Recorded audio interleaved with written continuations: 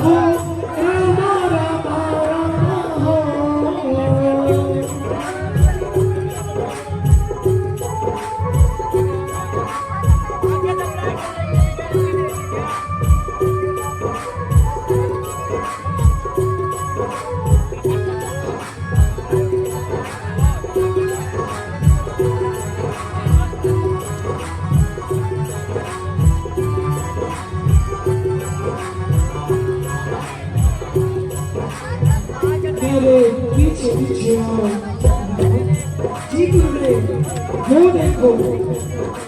वो देखो सामने भयानक जंगल है, सामने ऊंचे ऊंचे पर्वत, नीचे शिवालिक पहाड़ियां। जी गुरुदेव, ये भयानक जंगल, घनघोर जंगल, बाहर की तरफ यहाँ हरे भरे पेड़ और एक कोस जाने के बाद जंगल एकदम सूखापन है जंगल का।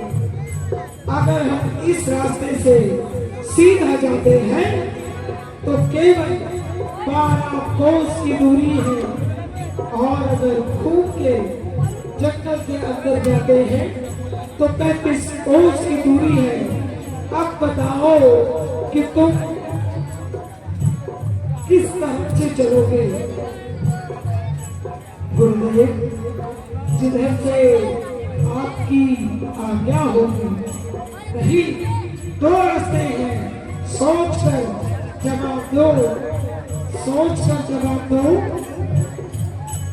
एक जंगल के बीच से सीधा जाता है, इसकी दूरी 12 कोस है मेरे आश्रम तक, और एक घूम के जाता है, इसकी दूरी 35 कोस है मेरे आश्रम तक। अब तुम बताओ, तुम कौन से रास्ते से जाना चाहोगे जिसपे मेरे गुरुदेव की आज्ञा होगी, उसी रास्ते से जाने की। क्यों भाई लक्ष्मण? हाँ भैया, आप ठीक कहते हो, जिस पर गुरुदेव की आज्ञा होगी वहीं से जाएंगे। तो ठीक है,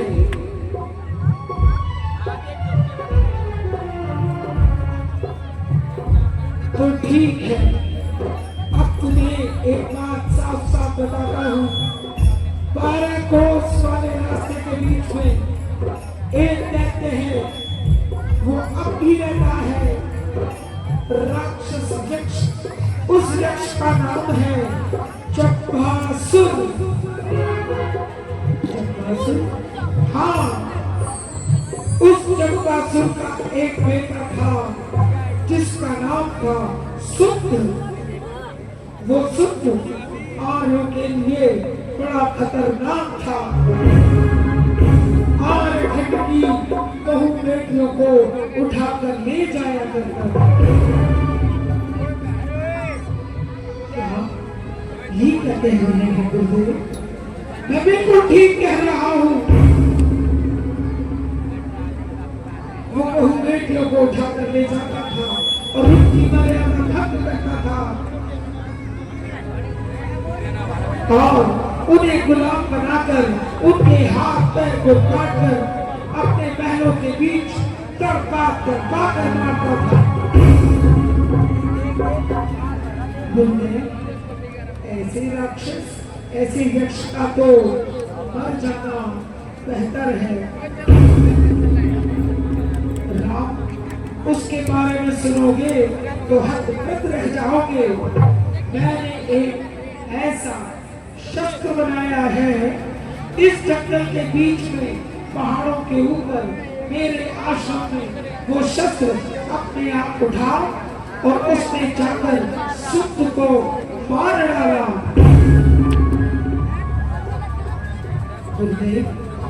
ये तो बड़ा अच्छा किया। इसी वजह से वो चंपासुर अब वो वृद्ध हो गया है, वो बूढ़ा हो गया है, मगर मुझसे बड़ा बैर लगता है। आगे नीचे गुरुदेव, वो बूढ़ा हो गया है चंपासुर, मगर वो चाहता है किसी भी तरह विश्वामित्र को मार दिया जाए, मगर वो मुझे मार नहीं सकता पुत्र। जी बाबा, अब मुख्य बात मैं बताता हूँ। सुत की पत्नी चंपासुर की पुत्र वधू ताड़का नामक यक्षिणी इस जंगल में रहती है। वो पागल हो गई है, वो घातक हो गई है राम। वो इन वनखंडों के अंदर विक्षिप्त हो गई है। सुत और ताड़का का एक बेटा है मारीच। इस जंगल में चंपासुर की पुत्र वधू ताड़का रहती है। जब से उसने सुना उसका पति मार गया, वो पागल हो गई, विक्षिप्त हो गई। वो छोटे छोटे बच्चों को उठाकर ले जाती है और उन छोटे छोटे बच्चों को चीर कर खा जाती है। और उसने इस जंगल को सुखाकर रख दिया है। वनखंड सूख गए हैं। अब बोलो राम और लक्ष्मण, 12 कोस के रास्ते में वो ताड़का नामक यक्षिणी रहती है। तुम इस 12 कोस वाले रास्ते से जाओगे या 35 कोस वाले रास्ते से घूम कर जाओगे? बताओ, मैं तुम्हारे उत्तर की प्रतीक्षा कर रहा हूँ। गुरुवर, बड़ों के सामने, आपके सामने मैं क्या बोलूं? मैं हाथ जोड़कर आपसे कहता हूं कि हम 12 कोस वाले रास्ते से जाएंगे। अच्छा, डर नहीं लगा? घबराया नहीं? अरे बड़ी खतरनाक है ताड़का नामक यक्षिणी। गुरुदेव, मैं रघुवंशी राम हूँ। मेरी माँ ने मुझे शिक्षा दी है, जो बालक अपने मन के अंदर भय रखता है, भय को रखने वाला बालक कभी आगे नहीं बढ़ सकता। अन्याय का मुकाबला करना चाहिए। अरे छोटे छोटे बच्चों ने क्या बिगाड़ा है किसी का? मैं देखूंगा उस ताड़का नामक यक्षिणी को। मगर राम, वो स्त्री है, स्त्री के ऊपर हाथ उठाना उचित होगा? गुरुदेव, अगर कोई पाप के रास्ते पर चले, अगर कोई निर्दोषों की हत्या करे, अगर कोई हिंसा का सहारा ले, निर्बलों को सताए, वो चाहे पुरुष है चाहे नारी है, उसे समाप्त कर देने में ही भलाई है। वाह पुत्र वाह, यही सुनना चाहता था राम, यही सुनना चाहता था।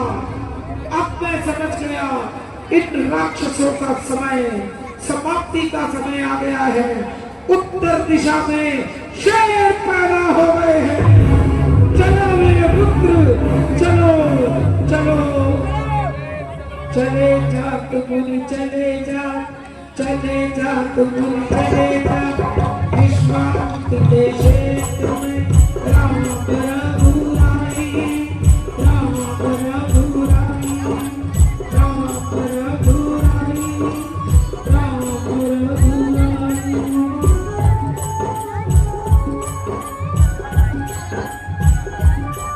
शाम के छुटपुटे में रात हो गई, हाथ को हाथ दिखाई नहीं देता, सूखे सूखे पेड़ों पर पत्ते नजर नहीं आते।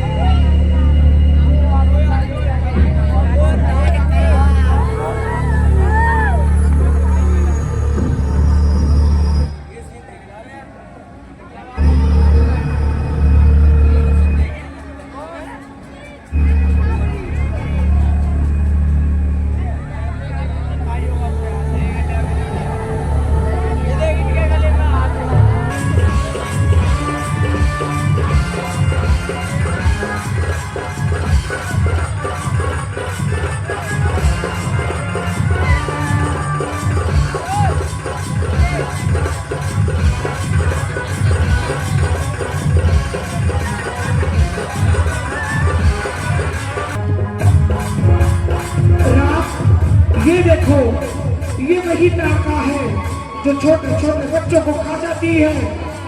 यही है जिसने आतंक बचा रखा है। इसके पति को मैंने मारा था। पुत्र, खत्म कर दो इसे, खत्म कर दो, खत्म कर दो।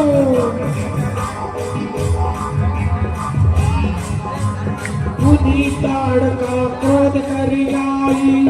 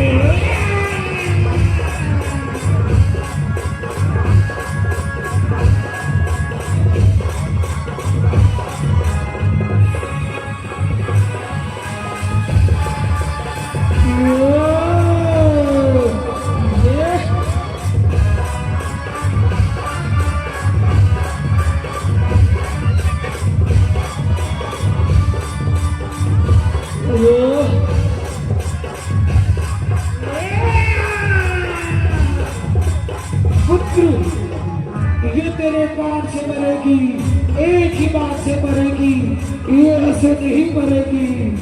जी बाबा, जी बाबा।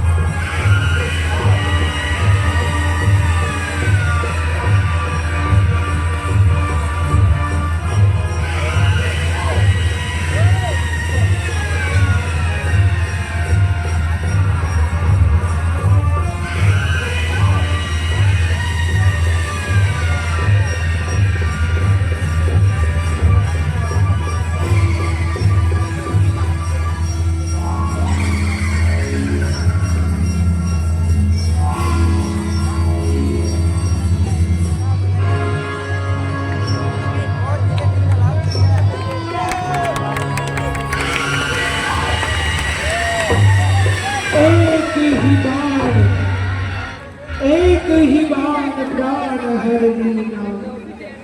हे राम, एक ही बार प्राण हर लीना। तूने एक ही बार से तारका को मार दिया। ये पहली विजय हुई है पाप पर। घनघोर शब्द के साथ धरती कांपी टहरी है। अब आगे बढ़ो मेरे पुत्र, आगे बढ़ो, आगे बढ़ो, आगे बढ़ो।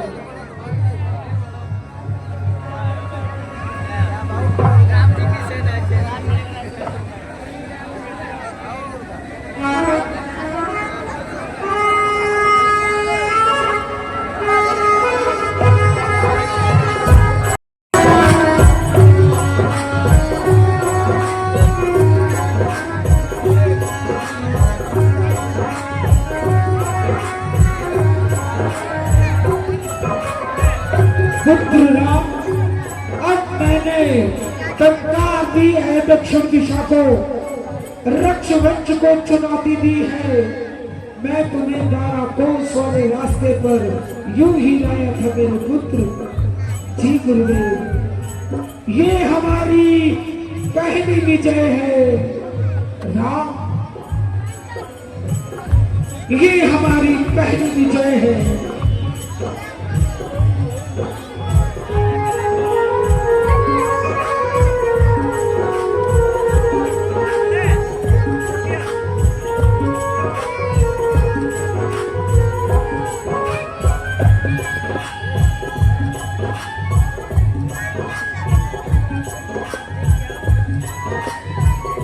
मुनिवर के आश्रम में आ गए, आगे आगे मुनिवर, पीछे पीछे राम रघुराई। मेरे पुत्रों, ये मेरा आश्रम है और सामने मेरी यज्ञ वेदी है। अंदर विज्ञानशालाएं हैं।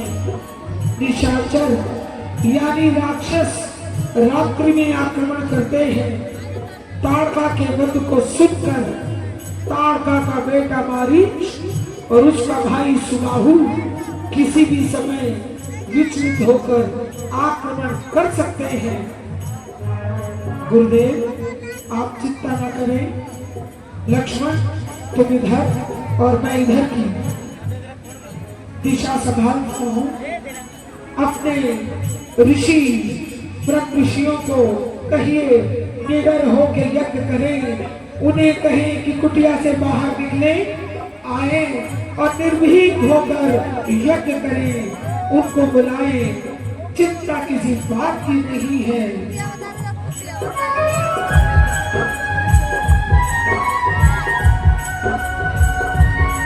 आओ मेरे ऋषिगण, आओ।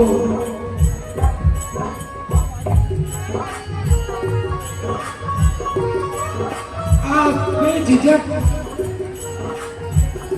अपना यज्ञ आरंभ कर सकते हैं। हमें पता है आप थोड़े इन निशाचरों से घबराए हुए हैं, आतंकित हैं, इसलिए आप लोग भयभीत दिखाई दे रहे हैं। चिंता न करें और निडर होकर यज्ञ करें, यज्ञ करें, यज्ञ करें।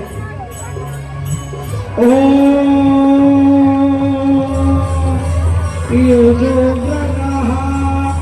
देवती देवा स्वाहा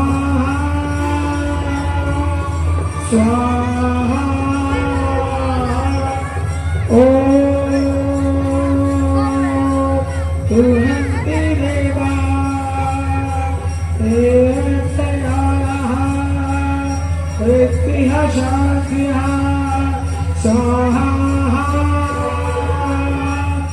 स्वाहा।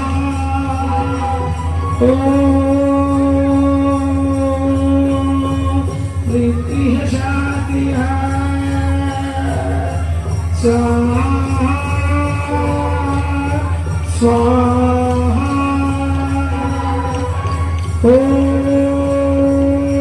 यजो नमः दूराति देवः स्वाहा स्वाहा। हो हो हो हो हो हो हो हो हो हो हो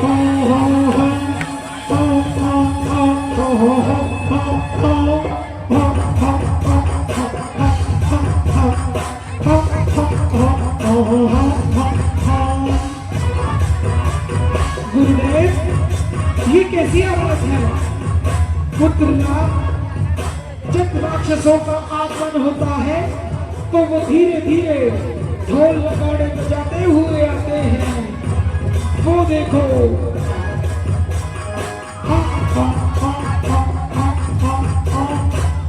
ये नष्ट भ्रष्ट कर दो इनके युद्ध को।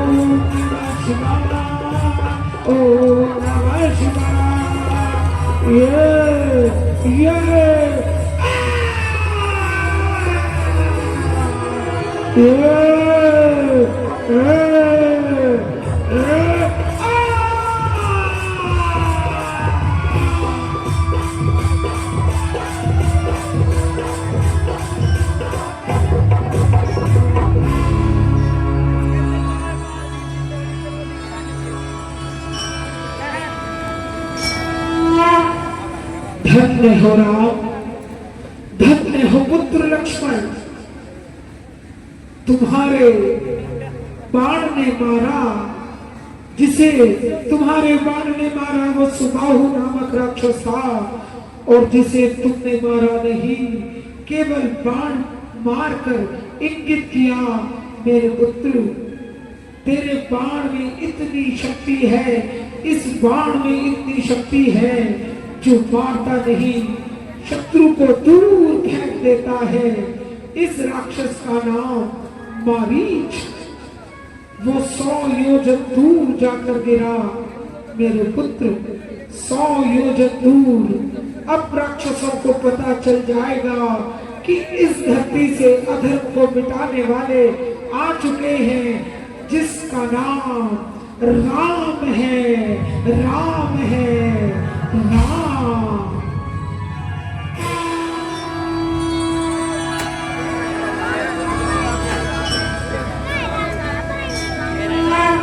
जाओ मेरे ऋषिगणों, ऋषि मुनियों, अब निर्भीक होकर तुम सारी जगह विचरण कर सकते हो, कहीं भी जा सकते हो, आ सकते हो, यज्ञ कर सकते हो। अब तुम्हें तुम्हारी रक्षा करने के लिए ये मेरे 2 सिंह हैं। जाओ ऋषि मुनियों, तुम जाओ और निर्भीक होकर इस क्षेत्र में रहो। जी गुरुदेव, जी गुरुदेव, जी गुरुदेव।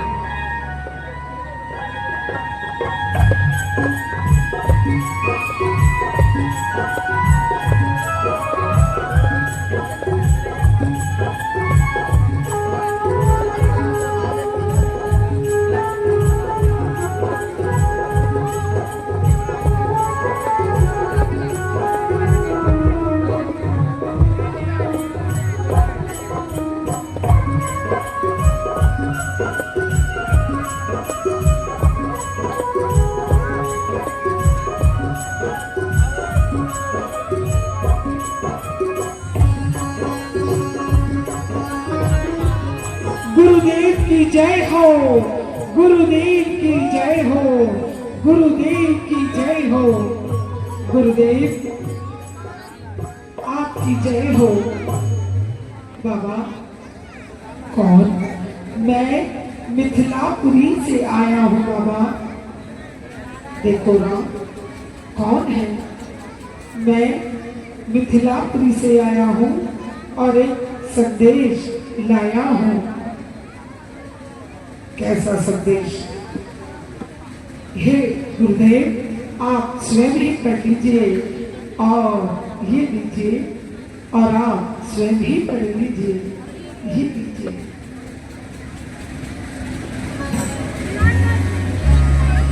और मुझे आज्ञा दीजिए, मुझे ये संदेश आप तक पहुंचाने के लिए कहा था। पुत्र राम, इस पाती को पढ़ो, और ये संदेश वाहक मिथिलापुरी से संदेश लाया है, और आप ये पत्र की पत्रावली हमें सुनाओ, बताओ अवश्य गुरुदेव। बाबा, इसमें लिखा है श्री गजराजा महाराज नेमी के पौत्र, उनकी सभा से ये निमंत्रण लिखा है। गणमान्य व्यक्तियों, इस पत्रावली में लिखा है, मैं राजा शिवध्वज मुझे जनक भी कहते हैं।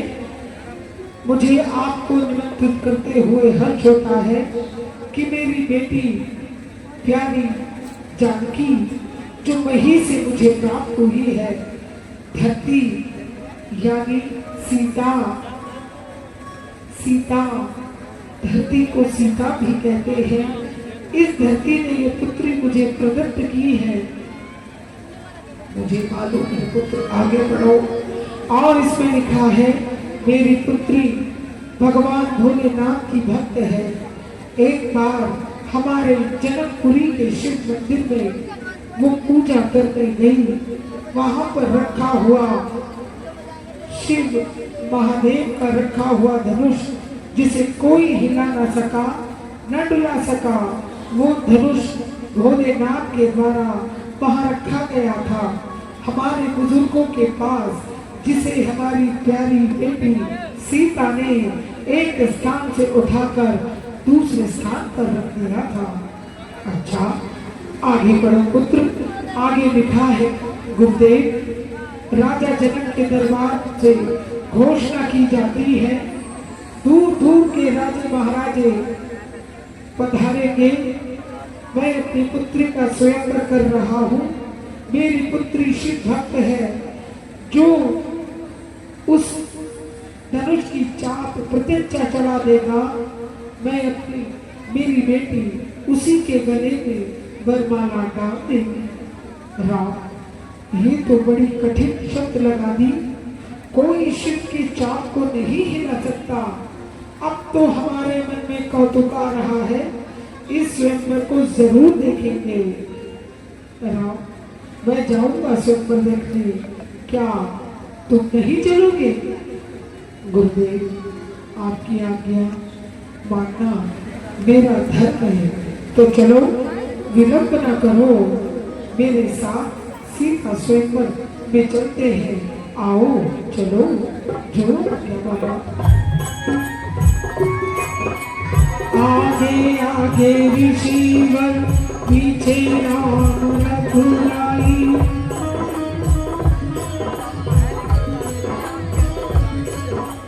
कुछ ही दूर चलते, आगे आगे ऋषिवर, पीछे राम रघुराई।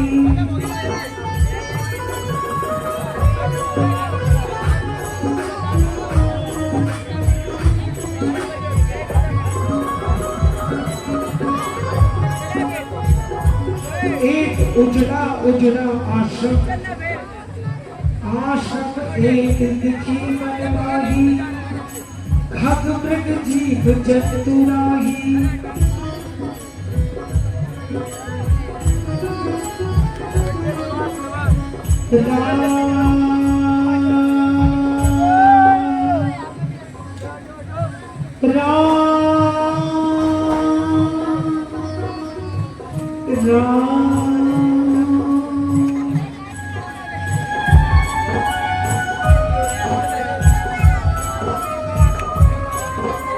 गुरुदेव, ये आवाज कैसी है?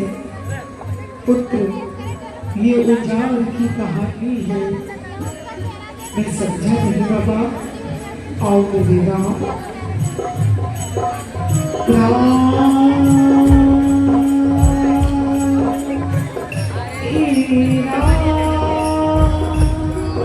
हे राम, बाबा, ये राम जहाँ मैं खड़ा हूँ, ये देखो, इस तरफ एक शिला है, उस शिला में से ये आवाज आ रही है। पर गुरुदेव, मेरा नाम क्यों ले रही है? ये मेरा नाम, मेरे पुत्र, एक पीड़ा की कहानी है। एक निर्दोष को किस प्रकार दोषित किया, उसकी कहानी है। मैं समझा नहीं गुरुदेव। राम राम राम राम।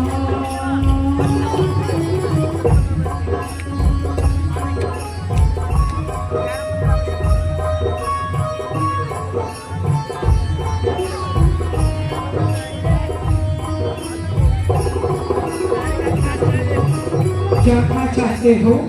हाँ बाबा, जाना चाहता हूँ। ये आवाज क्यों आ रही है उस पत्थर की शिला से? तो सुनो पुत्र, पुराण शास्त्रों के रचनाकर, न्याय शास्त्र के लेखक, ये उनका स्थान है। मैं समझा नहीं? राम, ये पत्थर से ये आवाज, राम राम, पत्थर से ये निकलने वाली आवाज, ये उजड़ा हुआ स्थान, ये कुटिया उजड़ी सूखे सूखे पत्ते, वृक्ष उजाड़, एक निर्दोष की कहानी है। बताइए बाबा। तो सुनो, एक ऋषि थे, न्याय शास्त्र के रचयिता, ब्रह्मा ने उन्हें अपनी एक मानस पुत्री दी जिसका नाम था अहिल्या। अहिल्या गौतम ऋषि के साथ ब्याह दी। बहुत ही प्रसन्न होकर फिर क्या हुआ बाबा? उस समय इंद्र अहिल्या पर मोहित था। उसने ब्रह्मा जी से कहा था कि ये नारी, ये कन्या, इसका विवाह मुझसे कर दो। ब्रह्मा जी ने गौतम ऋषि से अहिल्या का विवाह कर दिया। तो इंद्र को ये बात सहन न हुई। फिर क्या हुआ गुरुदेव? इंद्र ने एक षड्यंत्र रचा। षड्यंत्र? कैसा षड्यंत्र गुरुदेव? बताता हूं। एक बार इंद्र आकाश मार्ग से चला आ रहा था। उसने चंद्रमा को निमंत्रण दिया। ओ चंदा, इंद्र ने चंदा को बुलाया और उससे कहा कि गौतम, तू गौतम ऋषि की कुटिया में जाना। गौतम ऋषि की कुटिया में तू जाना, धरती पे जाना और मध्य रात्रि के मध्य प्रहर में मुर्गा बनकर बाग लगाना। पर क्यों महाराज? पर क्यों गुरुदेव? ऐसा क्यों कहा? इंद्र ने कहा। चंद्रमा ने उससे पूछा तो इंद्र ने कहा, प्रश्न मत कर, मेरे मन की इच्छा है, मेरी आज्ञा का पालन कर। तो चंद्रमा ने कहा, जो आज्ञा प्रभु। राम, इंद्र ये कहकर चला गया। चंद्रमा चंद्रचूड़ बन गया और उधर रही क्या अपने पति की सेवा करती और कहती, अपने पति की सेवा करती और कहती, कल थी रात, कल ये रात उजियारी ही रात, कल ये रात उजियारी ही रात। जब सके कहने से, जब सके जब तो उठी की जली, इकरार कर किसी का चली उसका